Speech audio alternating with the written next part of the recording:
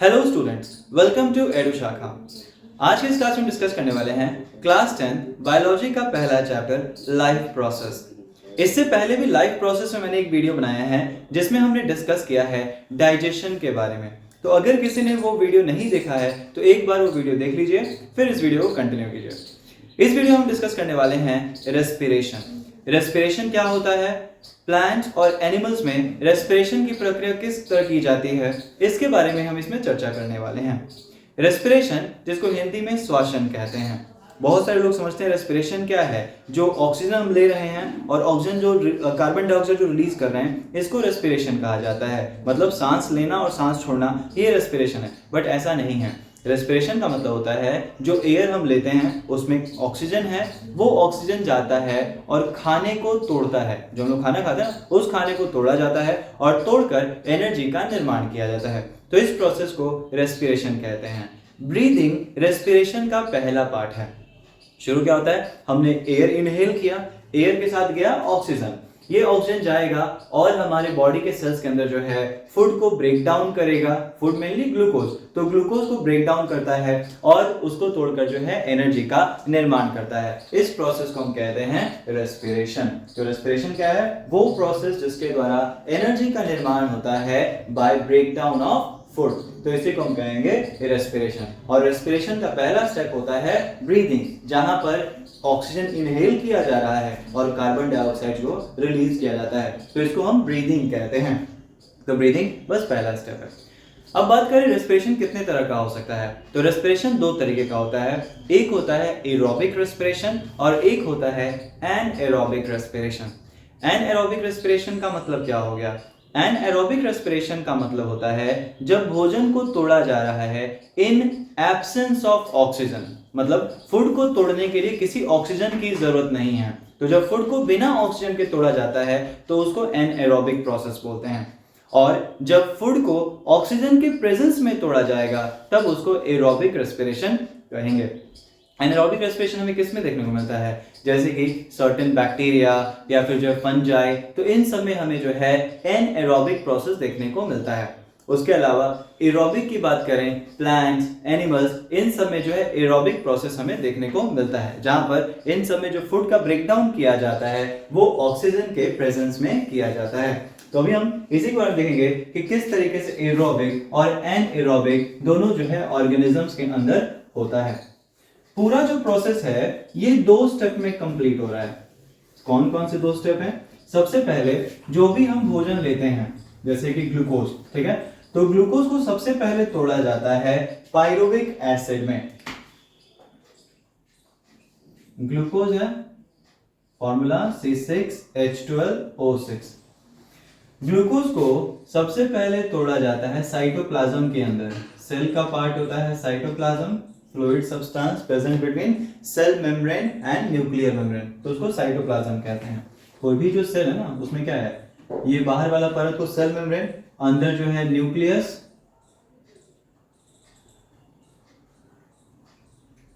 और इसके बीच में जो है फ्लूइड सब्सटेंस होता है, जिस फ्लूइड सब्सटेंस को हम कहते हैं साइटोप्लाज्म। तो साइटोप्लाज्म के अंदर क्या हो रहा है, साइटोप्लाज्म के अंदर जो ग्लूकोज है ये टूट जाता है पायरुविक एसिड में। पायरुविक एसिड क्या होता है, CH3COCOOH, इसको पायरुविक एसिड कहते हैं। तो पायरुविक एसिड में टूट जाता है साइटोप्लाज्म के अंदर, ठीक है। यहां पर देखो, यहाँ पे 6 कार्बन है, इसमें 3 कार्बन होता है, तो एक ग्लूकोज टूटता है तो 2 पायरुविक एसिड बनेगा। ओके, उसके बाद ये जो पायरुविक एसिड है अब ये एरोबिक में अलग तरीके से टूटेगा और एनएरोबिक में अलग तरीके से टूटता है। जैसे कि अगर बात करें हम फंजाई, ईस्ट में क्या होता है, तो ईस्ट के अंदर कैसे होगा, ईस्ट में एनएरोबिक रेस्पिरेशन है, बिना ऑक्सीजन के टूटेगा। तो ये जो पायरुविक एसिड है ये टूट जाता है इथेनॉल में, साथ ही साथ कार्बन डाइऑक्साइड और एनर्जी, और जो एनर्जी बनता है वो एटीपी के रूप में बनता है। और यहाँ पे ज्यादा एटीपी नहीं बनता है, सिर्फ 2 एटीपी का निर्माण होता है। तो ईस्ट के केस में क्या होगा, ईस्ट के अंदर, ईस्ट एक फंजाई है, यूनिसेलुलर फंजाई। तो ईस्ट में क्या होता है, ईस्ट में जो पायरुविक एसिड है वो टूट जाता है इथेनॉल, कार्बन डाइऑक्साइड और एनर्जी का निर्माण करता है। कभी कभी हमारे अंदर भी एनएरोबिक रेस्पिरेशन होता है। जब हम लोग हैवी एक्सरसाइज करते हैं तो उस दौरान मसल्स तक पर्याप्त ऑक्सीजन नहीं पहुंच पाता है, और जब मसल्स तक पर्याप्त ऑक्सीजन नहीं पहुंच पाता है तो मसल्स एनएरोबिक रेस्पिरेशन करना शुरू कर देता है। तो जब मसल्स के अंदर एनएरोबिक रेस्पिरेशन होता है, एनिमल्स में जब एनएरोबिक रेस्पिरेशन होगा तो उस दौरान क्या बनता है, उस दौरान बनता है लैक्टिक एसिड, और साथ ही साथ जो है एनर्जी एटीपी के रूप में। लैक्टिक एसिड क्या होता है, CH3COH, ये होता है लैक्टिक एसिड। तो लैक्टिक एसिड और एटीपी का निर्माण होता है। उसके बाद बात करें हम एनिमल्स और प्लांट्स में एरोबिक रेस्पिरेशन के दौरान।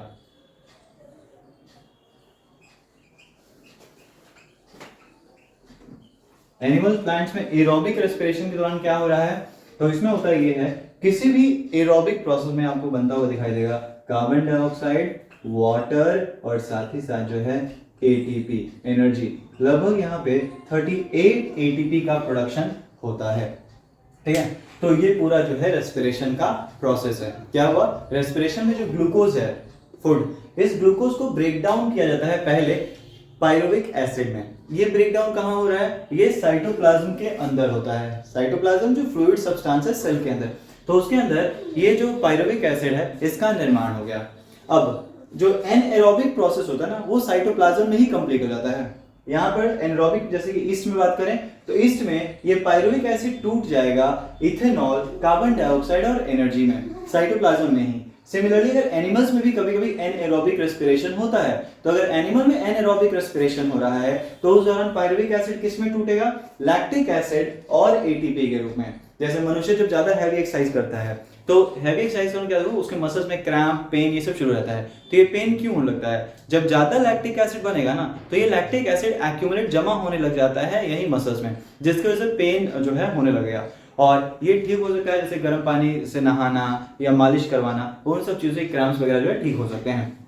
तो लैक्टिक एसिड जो है वो जमा हो जाता है, तो उसके चलते वो पेन वगैरह होने लगता है। तो ये जो है ये दोनों ही एनएरोबिक होता है और ये साइटोप्लाज्म के अंदर ही होगा।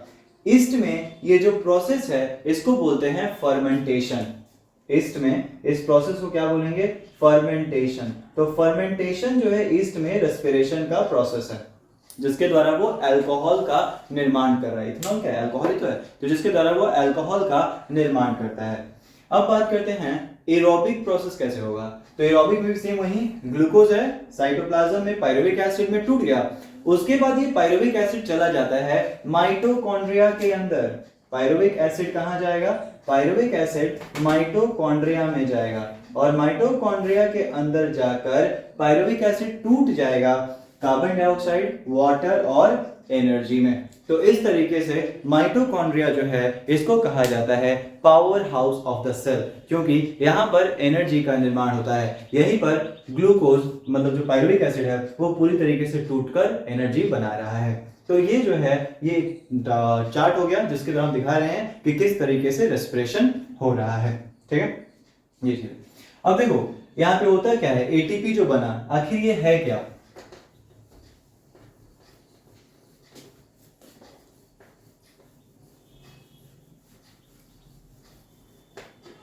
एटीपी जो होता है इसका फुल फॉर्म होता है एडेनोसिन ट्राइफॉस्फेट।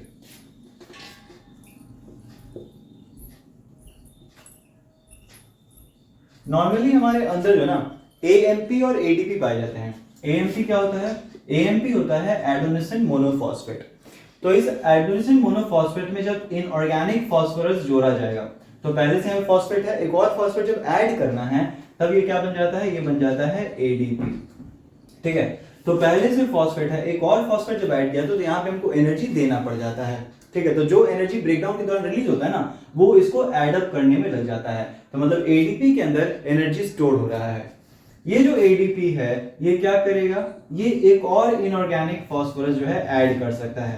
तो एडीपी में जब एक और इनऑर्गेनिक फास्फोरस जोड़ा जाता है तो ये बन जाता है एटीपी, एडेनोसिन ट्राइफॉस्फेट। तो यहाँ पर भी पहले से 2 फास्फोरस, एक और फास्फोरस ऐड करना है, तो एनर्जी ऐड देना पड़ जाएगा इसको, ठीक है। तो ये कैसा प्रोसेस, ये एक एंडोथर्मिक प्रोसेस है। जब एटी बनेगा तो ये एंडोथर्मिक प्रोसेस है। एंडोथर्मिक प्रोसेस क्या होता है, वो प्रोसेस जिसमें एनर्जी लगता है। तो एटीपी को बनाने में एनर्जी लगेगा, और ये एनर्जी आएगा कहां से, तो ये एनर्जी आता है फूड के ब्रेकडाउन से। जब फूड को तोड़ा जाता है तो वो एक्सोथर्मिक प्रोसेस है, वहां पे एनर्जी रिलीज होता है। उस एनर्जी की मदद से एडीपी में और ज्यादा फास्फोरस को जोड़ा जाएगा तो एटीपी बन जाएगा, ठीक है। तो एनर्जी हमारा इसी एटीपी के रूप में स्टोर्ड होके रहता है।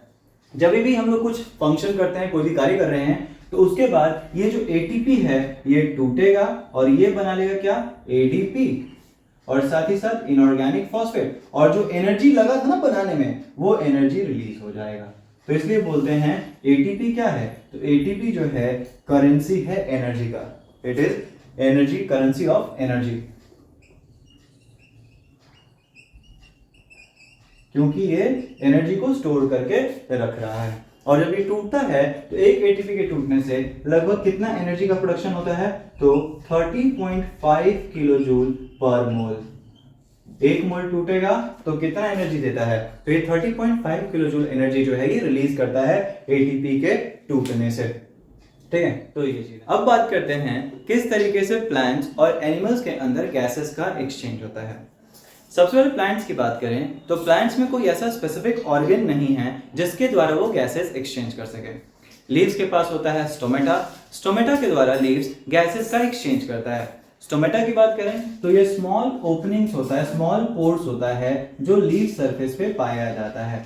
और इन सरफेस को ओपनिंग और क्लोजिंग को कंट्रोल कौन करता है, गार्ड सेल। गार्ड सेल जब स्वेल अप करता है, फूलेगा, तो स्टोमेटल पोर्स खुल जाते हैं, और गार्ड सेल जब श्रिंक करता है तो स्टोमेटल पोर्स जो है ये क्लोज हो जाते हैं। तो स्टोमेटा के द्वारा प्लांट्स गैसेस का एक्सचेंज करता है। अगर हम दिन में बात करें तो दिन में क्या होता है, दिन में सूरज रहता है, सनलाइट है, तो सनलाइट की मदद से प्लांट फोटोसिंथेसिस करता है। फोटोसिंथेसिस के दौरान वो कार्बन डाइऑक्साइड ले रहा है। इस कार्बन डाइऑक्साइड और वाटर की मदद से ग्लूकोज और ऑक्सीजन का निर्माण करता है। कुछ ऑक्सीजन वो रेस्पिरेशन में यूज करता है और कुछ ऑक्सीजन वो बाहर रिलीज करता है। तो दिन में मेनली प्लांट्स ऑक्सीजन रिलीज करेगा और कार्बन डाइऑक्साइड लेगा। लेकिन जब रात होता है तो रात में सिर्फ रेस्पिरेशन हो रहा है, इस दौरान फोटोसिंथेसिस नहीं हो रहा है। तो जब रात में सिर्फ रेस्पिरेशन होता है तो उस दौरान प्लांट क्या करता है, ऑक्सीजन ले रहा है और बदले में कार्बन डाइऑक्साइड रिलीज करता है। तो रात में प्लांट्स कार्बन डाइऑक्साइड जो है ये बाहर रिलीज करता है। इसके अलावा जो स्टेम्स होते हैं, ब्रांचेस वगैरह, इनमें जो ओडी ब्रांचेस होते हैं ना, इसमें पाया जाता है छोटे छोटे पोर्स जिसको लेंटिसेल्स कहते हैं। लेंटिसेल्स फ्रूट्स वगैरह पे भी उपस्थित रहता है। ये लेंटिसेल्स भी हेल्प करता है एक्सचेंज ऑफ गैसेस में, गैसेस को अदला बदली करने में लेंटिसेल्स भी मदद करता है। लेंटिसेल्स क्या है, स्मॉल पोर्स होते हैं जो स्टेम्स पे पाए जाते हैं, तो इनके द्वारा भी गैसेस एक्सचेंज किया जाता है। तो प्लांट में अलग अलग तरीके से जो है ये गैसेस का एक्सचेंज हो रहा है। अगर बात करें हम एनिमल्स को लेकर, एनिमल्स में गैसेस किस तरीके से एक्सचेंज होते हैं, तो एनिमल्स में भी अलग अलग ऑर्गेनिजम्स में अलग अलग प्रोसेस है। जैसे कि जो एक्वेटिक एनिमल होता है, एक्वेटिक एनिमल की बात करें, जो फिशेस वगैरह होती हैं, तो उनमें गिल्स पाया जाता है। गिल्स करता क्या है, तो गिल्स का काम होता है पानी में जो डिसॉल्व्ड ऑक्सीजन है उस डिसॉल्व्ड ऑक्सीजन को निकालना और अपने लिए यूज करना। अब क्योंकि पानी में ज्यादा डिसॉल्व्ड ऑक्सीजन तो है नहीं, तो इसलिए जो एक्वेटिक एनिमल होते हैं वो ज्यादा तेजी में रेस्पिरेशन करते हैं, बहुत ज्यादा जल्दी जल्दी जो है वो सांस लेंगे। लेकिन वही अगर टेरेस्ट्रियल एनिमल की बात करें, टेरेस्ट्रियल मतलब जो जमीन पे रहता है, तो जो टेरेस्ट्रियल एनिमल्स होते हैं उनमें क्या है कि एयर में बहुत सारा ऑक्सीजन है, तो उनका जो रेस्पिरेशन रेट होता है, जो ब्रीदिंग रेट है, वो स्लो है, उतना ज्यादा तेज नहीं है, क्योंकि उनको कहीं से एक्सट्रैक्ट करना नहीं है, तो उनको पर्याप्त मात्रा में जो है ऑक्सीजन मिलता है। तो यही की बात किया जाए एक्वेटिक और टेरेस्ट्रियल एनिमल में क्या अंतर है, तो टेरेस्ट्रियल एनिमल जो ब्रीदिंग रेट होता है वो फास्टर होता है एज कंपेयर एक्वेटिक एनिमल में जो ब्रीदिंग रेट होता है वो फास्टर होता है as compare to terrestrial organism, क्योंकि वहां पर उनको डिसॉल्व्ड ऑक्सीजन लेना है और डिसॉल्व्ड ऑक्सीजन की मात्रा जो है वो कम होती है। मछली करता है कैसे, मुंह खोला, जब मुंह खोलता है तो बहुत सारा पानी उसके अंदर गया, ये पानी को गिल्स के पास भेजता है और गिल्स फिर ऑक्सीजन को सेपरेट कर रहा है और उसका यूटिलाइजेशन कर रहा है। इसी तरह इस बात करें अगर अर्थवॉर्म, तो अर्थवॉर्म क्या करता है, तो जो अर्थवॉर्म होता है केंचुआ, इसका जो स्किन होता है, स्किन के द्वारा जो है ये गैसेस का एक्सचेंज करता है। हाँ, इसके लिए स्किन मॉइस्ट होना चाहिए। तो मॉइस्ट स्किन मतलब जो है गीला गीला, तो मॉइस्ट स्किन के द्वारा जो है वो गैसेस का एक्सचेंज करता है। जब स्किन के द्वारा गैसेस का एक्सचेंज होता है तो इसको बोलते हैं क्यूटेनियस रेस्पिरेशन। जब स्किन के द्वारा जो है गैसेस का एक्सचेंज होगा तो इसको कहा जाएगा क्यूटेनियस रेस्पिरेशन।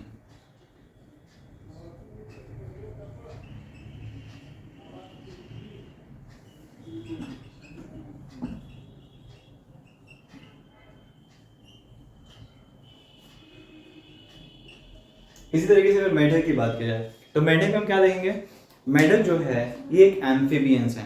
एम्फीबियन मतलब क्या होता है, जो जमीन पे भी रहता है और पानी में भी रहता है, दोनों ही जगह वो एडजस्ट कर सकता है, तो उसको बोलते हैं एम्फीबियंस। तो एम्फीबियंस जो होते हैं ना मेढक, इसमें बहुत तरह के रेस्पिरेशन हो सकता है, जैसे कि ये मॉइस्ट स्किन से भी रेस्पिरेशन करता है, उसके अलावा जो बकोफेरेंजियल लाइनिंग होता है वहां से भी ये रेस्पायर कर सकता है, गैसेस का एक्सचेंज कर सकता है। उसके अलावा फ्रॉग में लंग्स भी होते हैं, लंग्स के द्वारा भी जो है वो गैसेस का एक्सचेंज कर सकता है। तो फ्रॉग्स में जो है अलग अलग तरीके से वो रेस्पिरेशन कर सकता है।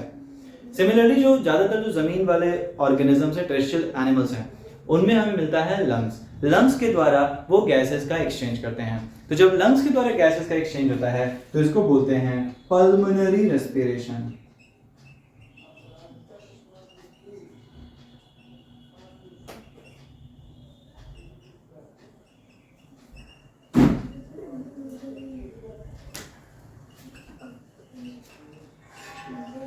तो जब लंग्स के द्वारा एक्सचेंज होगा तो उसको कहा जाएगा पल्मोनरी रेस्पिरेशन। तो ज्यादातर जो टेरेस्ट्रियल एनिमल्स होते हैं ये लंग्स के द्वारा रेस्पायर करते हैं। अब बात करेंगे किस तरीके से इंसानों के अंदर जो है ये गैसेस का एक्सचेंज होता है इसके बारे में।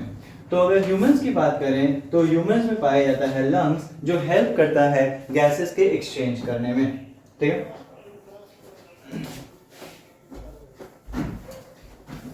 मेनली क्या देखोगे, हमारा जो नाक है, नाक का जो ओपनिंग होता है इसको नॉस्ट्रल्स कहा जाता है।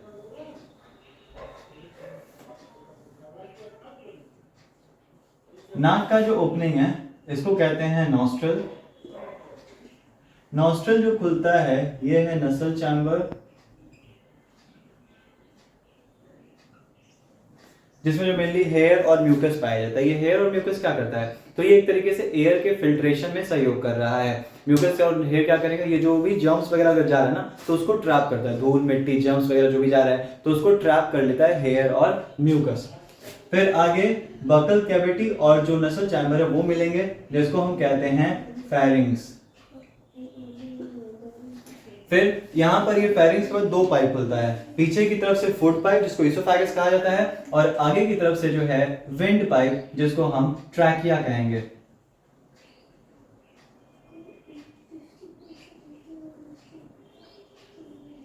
ये जो ट्रैकिया का ओपनिंग होता है ये ग्लॉटिस कहलाता है, और इसी के पास का जो स्ट्रक्चर है इसको कहा जाता है लैरिंग्स। और लैरिंग्स जो होता है ये वॉइस बॉक्स का काम करता है। लैरिंग्स में मेनली जो देखो क्या पतला सा जो स्ट्राइप लाइक स्पेस होता है, दो स्ट्राइप्स होते हैं और दोनों स्ट्राइप्स के बीच में जो गैप होता है, जिससे जब एयर पास करता है तो ये वाइब्रेट करेगा, और वाइब्रेट करेगा तो इसी के द्वारा साउंड का प्रोडक्शन होता है। ये प्रोटेक्टेड होता है बाय कार्टिलेज। तो जो लैरिंग्स होता है इसको कार्टिलेज से प्रोटेक्ट किया गया है।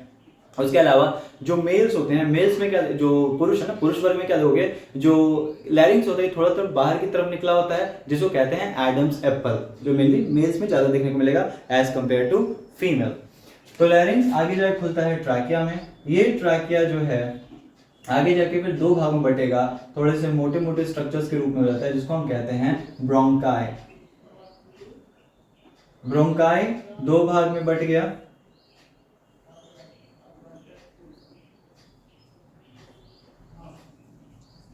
ये फर्दर जो है और ज्यादा भाग में डिवाइड हो जाता है, जिसको ब्रोंकियोल्स कहा जाता है। और ये ब्रोंकियोल्स जो हैं आगे जाके बलून लाइक या बॉल लाइक स्ट्रक्चर बनाते हैं, जिसको कहते हैं एल्वियोली। तो कुल मिला के लंग्स जो होता है कुछ इस तरीके से।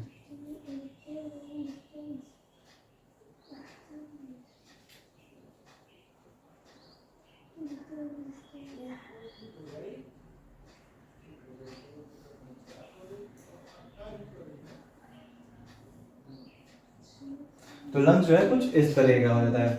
तो मेनली क्या हुआ, नॉस्ट्रल, नसल चैम्बर, लैरिंग्स, ट्रैकिया, ब्रोंकाई, ब्रोंकियोल्स और फाइनली एल्वियोली।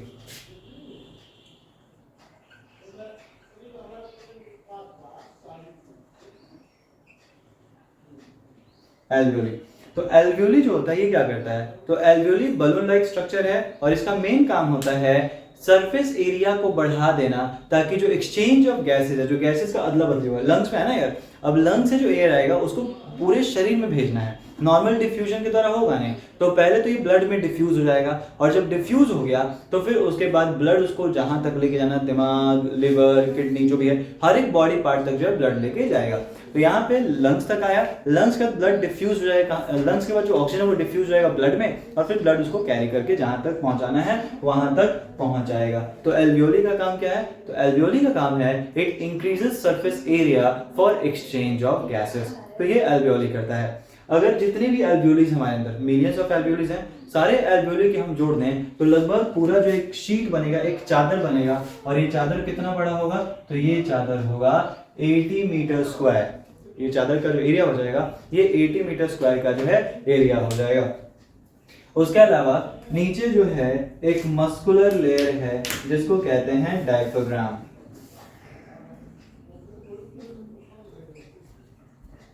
होता है डायफ्राम। तो ये जो डायफ्राम होता है ये सेपरेट करता है थोरेसिस कैविटी को एब्डोमिनल कैविटी से। थोरेसिस कैविटी जो चेस्ट वाला रीजन होता है उसको थोरेसिस कैविटी कहते हैं और जो पेट वाला रीजन है उसको एब्डोमिनल कैविटी कहते हैं। दोनों के बीच को बांटने का काम करता है डायफ्राम, ठीक है। ये जो बीच में गैप है इसको मेडियास्टिनल गैप कहते हैं, जो थोड़ा लेफ्ट साइड होता है, और ये जो मेडियास्टिनल गैप है यहाँ पे पाया जाता है हमारा हार्ट, जो दिल है वो इसी गैप के बीच में रहता है। लंग्स और हार्ट दोनों ही डेलिकेट ऑर्गन्स हैं, बहुत ही ज्यादा जो है बोल सकते हो नाजुक है, तो इसलिए इनको प्रोटेक्ट किया जाता है। तो इनको प्रोटेक्ट करने के लिए क्या होगे, हमारे यहाँ पर जो पूरा रिब केज होता है जो पीछे से बैकबोन से ज्वाइन है और आगे से जो है चेस्ट बोन से ज्वाइन, इसको स्टर्नम कहते हैं। तो रिब केज करता क्या है, तो रिब केज जो होता है ये 12 पेयर इसमें हड्डियां पाई जाती हैं। रिब केज में 12 पेयर्स ऑफ बोन्स हैं और ये जो है मेनली लंग्स और चेस्ट दोनों को प्रोटेक्ट करने का कार्य जो है रिब केज करता है, ठीक है। ये चीज है, रिब केज जो है इसके अंदर लंग्स के से जुड़ा हुआ कुछ मसल्स होता है जिसको बोलते हैं इंटरकोस्टल मसल। जब हम लोग इनहेल करते हैं तो इनहेल करते समय क्या होता है, जो रिब्स होता है वो लंग्स को ऊपर की तरफ खींचता है और जो डायफ्राम है वो लंग्स को नीचे की तरफ खींचेगा, जिसकी वजह से जो ये पूरा रीजन है जो लंग्स का जो साइज है वो बढ़ जाता है। जो रिब्स के मसल्स हैं जो लंग्स से जुड़े हुए हैं जिसको इंटरकोस्टल मसल बोलते हैं, तो ये जो है ना लंग्स को ऊपर की तरफ और डायफ्राम को नीचे की तरफ खींचेगा, जिसकी वजह से लंग्स का साइज बढ़ जाता है। और लंग्स का साइज बढ़ गया तो अंदर जो है एरिया जो है वो बढ़ गया, तो प्रेशर जो है वो क्या होता है, प्रेशर अंदर कम हो जाता है। और जब प्रेशर कम हो गया, बाहर प्रेशर ज्यादा है तो बाहर ज्यादा प्रेशर से अंदर कम प्रेशर की तरफ मूव कर जाएगा, ठीक है। मेनली क्या है, जैसे ये लंग्स है तो इसका अपना कुछ एरिया है, ओके। जब लंग्स का साइज बढ़ जाएगा तो लंग्स का साइज बढ़ने से होता क्या है ना कि आपको पता होगा प्रेशर क्या होता है, प्रेशर होता है फोर्स बाय एरिया।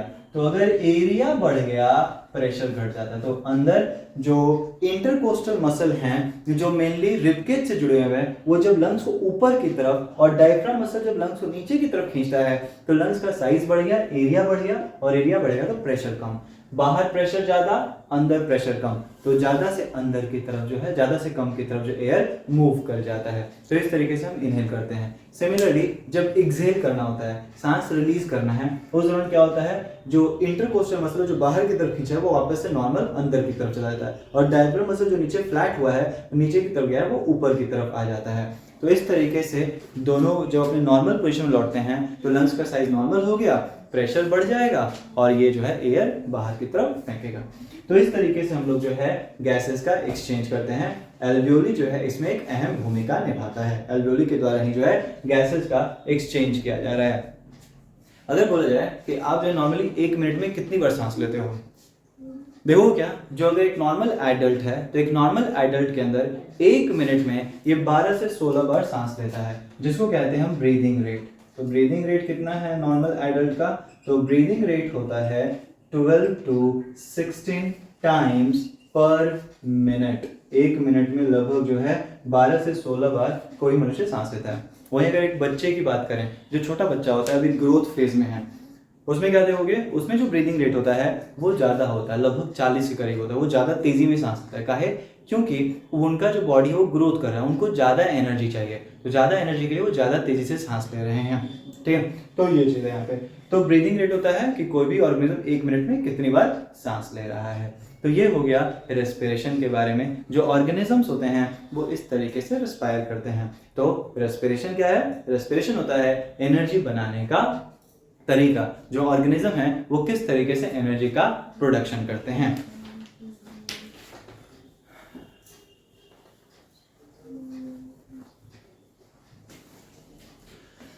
तो अब बात करते हैं हम लोग जो है अपने अगले लाइफ प्रोसेस के बारे में, जो है ट्रांसपोर्टेशन। क्या होता है ट्रांसपोर्टेशन? जैसे सपोज करिए आपको कहीं जाना हो, तो जाने के लिए कुछ सुविधा होनी चाहिए, जैसे गाड़ी, बस हो गया, कार हो गया, ट्रेन हो गया, फ्लाइट हो गया, जो भी चीज़। तो इन सब चीज़ें क्या करती हैं? आपको एक जगह से दूसरे जगह पहुंचाने का कार्य करती हैं। इसी तरीके से कोई भी ऑर्गेनिज्म के अंदर बहुत सारी चीज़ों का ट्रांसपोर्ट करना होता है। जैसे कि अभी हमने देखा रेस्पिरेशन, तो रेस्पिरेशन हुआ क्या था? जो हमने एयर लिया, ऑक्सीजन, वो ऑक्सीजन गया और लंग से ब्लड में डिफ्यूज हो गया, तो ब्लड में रहा। अब देखो पूरा ऐसा तो भी तो होता है कि पूरा डिफ्यूजन के द्वारा ही सब जगह फैल जाए, ब्रेन तक, किडनी, लिवर, जहां तक ऑक्सीजन तब सब तक जो है डिफ्यूजन के द्वारा ही फैल जाता। लेकिन वैसा नहीं हो सकता है, क्योंकि हम बड़े बड़े ऑर्गेनिजम्स हैं। इसमें नॉर्मल डिफ्यूजन जो है वो चीज़ों को ट्रांसपोर्ट ज़्यादा दूरी तक नहीं कर सकता। डिफ्यूजन जो होता है इसका एक लिमिट है, ये कम ही दूरी तक जो है चीज़ों का ट्रांसपोर्ट कर सकता है। तो इसीलिए अब ऑक्सीजन को ज़्यादा दूरी तक पहुंचाए कौन? तो ज़्यादा दूरी तक पहुंचाने का जो जिम्मा है वो ब्लड के पास है। ऑक्सीजन एल्वियोली से डिफ्यूज होके ब्लड में जाता है और फिर ब्लड जो है वो उसको अलग अलग जगह तक पहुंचाता है। ब्लड में है हीमोग्लोबिन। ये जो हीमोग्लोबिन होता है ये ऑक्सीजन के प्रति ज्यादा लगाव शो करता है और इसीलिए ऑक्सीजन से जुड़ जाता है और बनाता है ऑक्सी हीमोग्लोबिन। हीमोग्लोबिन ऑक्सीजन से कंबाइन कर गया और बनाया ऑक्सी हीमोग्लोबिन। ये जो ऑक्सी हीमोग्लोबिन होता है फिर ये जगह जगह बॉडी टिश्यू तक पहुंच रहा है और वहां पे जाके ऑक्सी हीमोग्लोबिन टूटेगा, ऑक्सीजन को अपने मंजिल तक पहुंचा देगा और हीमोग्लोबिन ब्लड में मूव करता रहेगा। तो इस तरीके से तो ट्रांसपोर्टेशन वो प्रोसेस है जिसके द्वारा चीजें एक जगह से दूसरी जगह पहुंचाई जाती हैं। इसमें सिर्फ गैसेस की ही बात नहीं है। जैसे हम लोग खाना खाते हैं तो खाना कहाँ था? स्मॉल इंटेस्टाइन में पूरी तरीके से पचता है, फिर वहां से खाना एब्जॉर्ब होता है ब्लड में और फिर ब्लड इसको जगह जगह पहुंचा रहा है। इसी तरीके से हार्मोन्स, जो एंडोक्राइन ग्लैंड्स होते हैं हमारे शरीर में, वो हार्मोन बनाते हैं, जैसे कि पिट्यूटरी। अब पिट्यूटरी हार्मोन बना रहा है थायराइड स्टिमुलेटिंग हार्मोन, तो पिट्यूटरी हार्मोन बनाएगा, वो हार्मोन मूव करके जाएगा थायराइड ग्लैंड के पास और फिर थायराइड ग्लैंड जो है अपना फंक्शन करेगा। तो इस तरीके से ट्रांसपोर्टेशन चीजों के ट्रांसपोर्ट में सहयोग करता है। कौन सी चीजें हो सकती हैं? तो ये फूड हो सकता है, गैसेस हो सकता है, हार्मोन या फिर वेस्ट मटेरियल। तो इन सब चीज़ों के ट्रांसपोर्ट में जो है हेल्प करता है ट्रांसपोर्टेशन। तो ट्रांसपोर्टेशन वो प्रोसेस है, the process by which different substances get transported from one place to another in a living organism। ठीक है, तो किसी भी जीव जंतु में जो चीज़ों का ट्रांसपोर्ट होता है एक जगह दूसरे, इसी को ट्रांसपोर्टेशन कहते हैं। ये सिर्फ एनिमल्स में ही जरूरत नहीं होता है, प्लांट्स में भी जो है हमें ट्रांसपोर्टेशन देखने को मिलता है। प्लांट से बात करें तो प्लांट से मेनली क्या ट्रांसपोर्ट होता है? जैसे कि देखो फोटोसिंथेसिस के लिए वाटर चाहिए। वाटर आता कहाँ से है? वाटर आता है रूट से। तो रूट्स जो है वाटर एब्जॉर्ब कर रहा है। अब जब वाटर एब्जॉर्ब करता है तो रूट्स में ही रह जाएगा ना, लीव्स तक कैसे पहुंचेगा? तो लीव्स तक पहुंचाने का एक जरिया होना चाहिए। नॉर्मल डिफ्यूजन या ऑस्मोसिस के द्वारा उतना ऊपर तो नहीं पहुंच सकता है, तो वहां पे एक जरिया होना चाहिए जिस जरिए के द्वारा रूट से जो पानी है वो जड़ों तक पहुंचाया जा सके। ये जरिया कौन है? ये जरिया होता है जाइलम। जाइलम जो होता है वो पानी को ट्रांसपोर्ट करता है रूट से लीव्स तक। इसी तरीके से पत्तों में बनता है भोजन, खाना। अब जब खाना बन रहा है तो स्टेम को चाहिए भोजन, रूट्स को चाहिए भोजन, तभी वो प्रॉपर फंक्शनिंग कर पाएंगे। तो जो लीफ है वो भोजन को ट्रांसपोर्ट करता है अलग अलग बॉडी, अलग अलग पार्ट्स तक, और ये जो चीज़ें हैं जो हेल्प करती हैं ट्रांसपोर्ट में वो है फ्लोएम। तो इस तरीके से प्लांट्स में बात करें तो प्लांट्स में मेनली जाइलम और फ्लोएम ये चीज़ों के ट्रांसपोर्ट में सहयोग करते हैं। ठीक है, तो प्लांट्स में जाइलम और फ्लोएम को बोलते हैं वैस्कुलर बंडल। प्लांट्स की बात करें तो प्लांट्स में क्या हो रहा है? प्लांट्स में दो गो वैस्कुलर बंडल है जो चीजों को हेल्प करता है ट्रांसपोर्ट करने में, जो कि है जाइलम। जाइलम करता क्या है, ये ट्रांसपोर्ट करता है वाटर एंड मिनरल्स। वहीं अगर बात करें फ्लोएम, तो फ्लोएम ट्रांसपोर्ट करता है फूड, और फूड के ट्रांसपोर्टेशन के लिए एक अलग से शब्द है जिसको कहते हैं ट्रांसलोकेशन। तो जो फूड का ट्रांसपोर्ट होता है इसको कहते हैं ट्रांसलोकेशन। तो ट्रांसलोकेशन है क्या, तो ट्रांसलोकेशन होता है transfer of food in plants through phloem, इसी को बोलते हैं ट्रांसलोकेशन। देखो जाइलम और फ्लोएम की बात करें तो ये प्लांट्स में कॉम्प्लेक्स टिश्यूज हैं। कॉम्प्लेक्स टिश्यू का मतलब क्या होता है, जो अलग अलग तरह के सेल से मिलाकर बना हुआ है। जाइलम की बात किया जाए तो जाइलम 4 तरह के सेल्स को मिला के बना है। क्या क्या है, वेसल्स, जाइलम वेसल, ट्रैकेट्स, उसके अलावा जाइलम फाइबर्स और जाइलम पैरेन्काइमा। तो जाइलम मेनली 4 तरह के सेल्स को मिला के बना है, जिसमें से वेसल्स और ट्राइकेट्स होते हैं, ये मेन कंडक्टिंग होते हैं।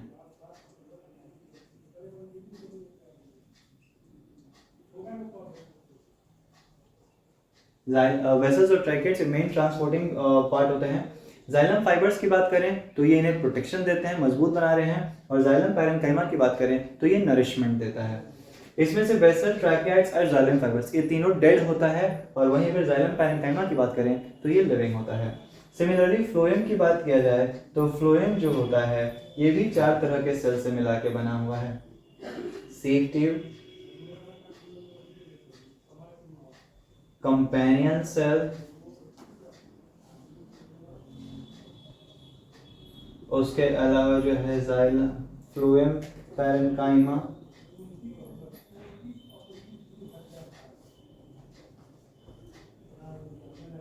और फ्लोएम फाइबर, जिसमें सेफ्टी और कंपेनियन सेल एक दोनों को सपोर्ट करते हैं ताकि फूड को ट्रांसफर किया जा सके। उसके अलावा फ्लोएम पैरेन्काइमा नरिशमेंट और फ्लोएम फाइबर अगेन प्रोटेक्शन का कार्य करता है, मजबूती देता है। फ्लोएम की बात करें तो ऊपर वाले जो तीनों सेल्स हैं ये लिविंग हैं, और जो फ्लोएम फाइबर है ये डेड होता है। ठीक है, तो ये चीजें हैं। अब देखिए बात करते हैं कि किस तरीके से प्लांट में चीजों का ट्रांसफर होगा, ये कैसे सहयोग करते हैं। जैसे सपोज करो अगर हम बात करें वाटर, तो वाटर कहाँ से आ रहा है, तो वाटर आता है रूट्स के द्वारा। अब रूट्स करता क्या है, तो रूट्स में जो है जो पानी है, अगर ये जड़ें हैं, ठीक है, जड़ों में ये पूरा सॉइल है आसपास, और सॉइल के अंदर जो है मिनरल है। सॉइल के अंदर मिनरल्स हैं, तो यहां से क्या करता है, मिनरल एब्जॉर्ब करेगा, और जब मिनरल एब्जॉर्ब करता है तो अंदर का कंसंट्रेशन बढ़ जाता है। जब मिनरल एब्जॉर्ब करता है ना तो अंदर का कंसंट्रेशन बढ़ जाएगा, सॉल्यूट पार्टिकल्स ज्यादा हो गए तो कंसंट्रेशन बढ़ गया, और अंदर का कंसंट्रेशन बढ़ जाता है तो यहाँ पे जो पानी है ना, रूट्स में जो रूट हो रहे हैं, ये सॉइल में जो पानी है, इस बढ़े हुए कंसंट्रेशन के चलते पानी मूव कर जाता है ताकि कंसंट्रेशन लेवल को मेंटेन किया जा सके। तो रूट्स अंदर जो सैप है, लिक्विड मटेरियल, उस सैप के कंसंट्रेशन को बढ़ा देता है।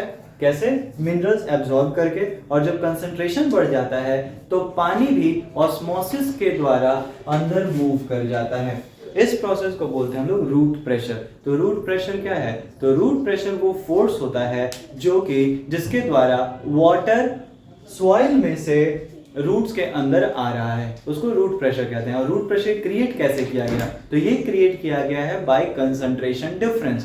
कंसंट्रेशन डिफरेंस क्रिएट कर कर रूट प्रेशर बना, और इस रूट प्रेशर से जो पानी है बाहर से वो अंदर की तरफ आ गया। अब देखो एक और चीज होता है कि कंसंट्रेशन को और कम करना, तो एक और तरीका है क्या, वाटर लॉस। अगर प्लांट वाटर लॉस करेगा तो भी कंसंट्रेशन कम हो जाता है। और ये वाटर लॉस कैसे करेगा, तो वाटर लॉस करता है in the form of transpiration. Transpiration क्या है? तो ट्रांसपिरेशन वो प्रोसेस होता है जिसके द्वारा प्लांट अपने लीफ सरफेस से जो है वाटर को वाटर वेपर के रूप में लॉस करता है। तो transpiration is a process by which plant loose water in form of water vapour from leaf surface. तो इसको ट्रांसपिरेशन कहते हैं। ट्रांसपिरेशन का काम क्या है? तो एक ही क्या करता है कि अंदर पानी की मात्रा को कम करेगा। अगर अंदर कमी होगी तभी रूट पानी ले सकता है। अगर मान लो पहले से ही प्लांट में अगर वाटर है तो उसको वाटर अलग से ऐड करने की जरूरत नहीं है। तो ट्रांसपिरेशन के द्वारा प्लांट वाटर लूज करता है ताकि रूट्स जो है और पानी एब्जॉर्ब कर सके।